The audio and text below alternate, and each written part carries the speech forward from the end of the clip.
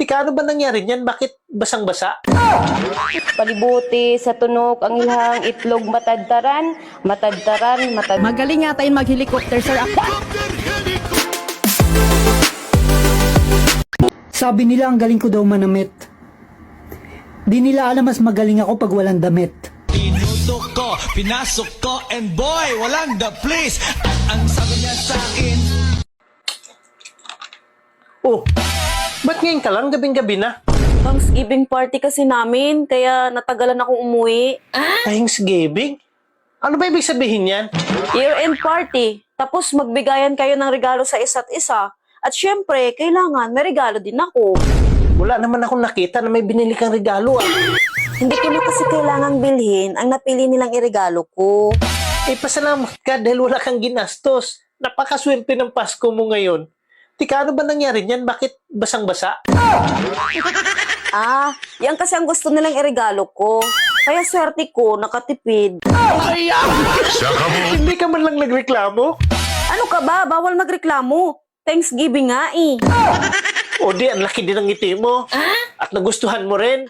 Kahit hindi ko gusto, hindi pwedeng magreklamo. Kasi Thanksgiving. Ay, kung hindi mo talaga gusto at napilitan ka lang ibigay sa kanila kasi Thanksgiving, ano ang sinabi mo sa kanila pagkatapos ng lawayan yan o kung paglaruan yan, kung ano pa, kasi basang-basa eh. Wala ka man lang sinabi sa kanila. Meron akong sinabi sa kanila Ay, buti naman. Sigurado natauhan sila. So, ano sinabi mo? Thanksgiving party. Kaya ang sabi ko, thanks.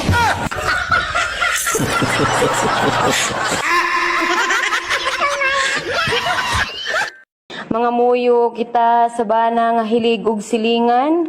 Kaluy ang ilhang kalag nga dili na mangamang. Kay kana dakong sala sa kalibutan. Dakong sala dinhi sa kalibutan. Palibuti sa tunok ang ilhang itlog matadtaran. Matadtaran, dili na maulian. Kay kaluoy intang sa asawa naghagok, way kalibutan. Singkruwang kingking, singkruwang kungkung. Saan po kayo pumunta pagdating nyo rito? Sa nanay ko po. Bakit kinanay? Bakit di kay misis? Mamas boy po kayo? Hindi po sir kasi nag-isa lang po ako. Hindi po yan umuwi sa mama niya. Ang nanay niya nasa Mindoro ho. Nagkita kami ng Lunes, June 3. Tinanong ko siya, saan ka pupunta? Sabi niya, uwi ako ng Mindoro mamayang gabi. Yun pala'y doon sa kabit niya, umuwi ng Bicol, sir. Baka meron kang pagkukulang kaya... Magaling nga tayong mag-helicopter, sir. Anong helicopter? Ano? Kasi sabi naman ng babae, galingan mo kasi. Di magaling siya mag-helicopter, sir. Okay. Yan. Ako magaling ako mag-submarine. Yan. Siya magaling mag-helicopter.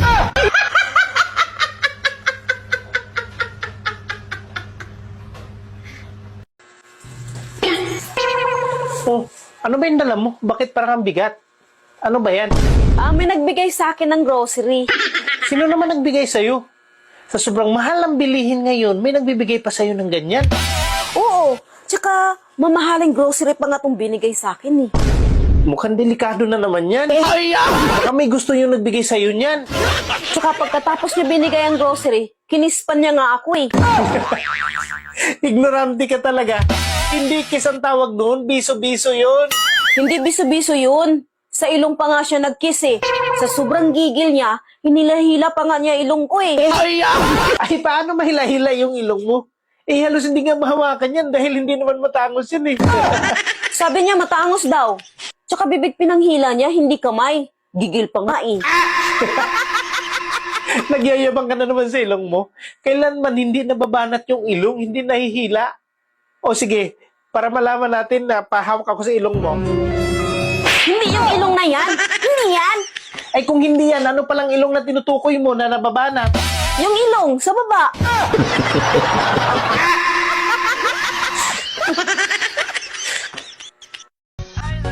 Magitay swerte ani sa mga dalaga. Isibog na lang tas gipang biyan og mga bana.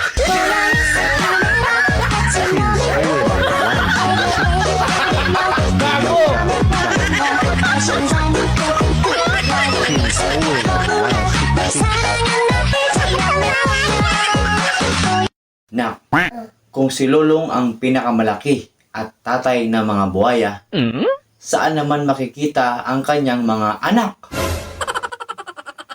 Sa gobyerno. Doon sila lahat. Tama naman ako, di ba? Kung ang kapital ng Japan ay Tokyo, ano naman ang kapital ng Pilipinas? Utang. Malaki man ang utang ng Pilipinas. Pang kapital. Sa anong sports magaling tumakbo ang mga lalaki? Responsibilidad. Tama naman yun eh. Tama yun. Kapag nakuha na ng trabahador ang kanyang 13th month pay, ano ang kanyang susunod na gagawin? Mag-resign. Siyempre, nakuha na yung 13th month. E di mag-resign na yun. Tama naman, di ba?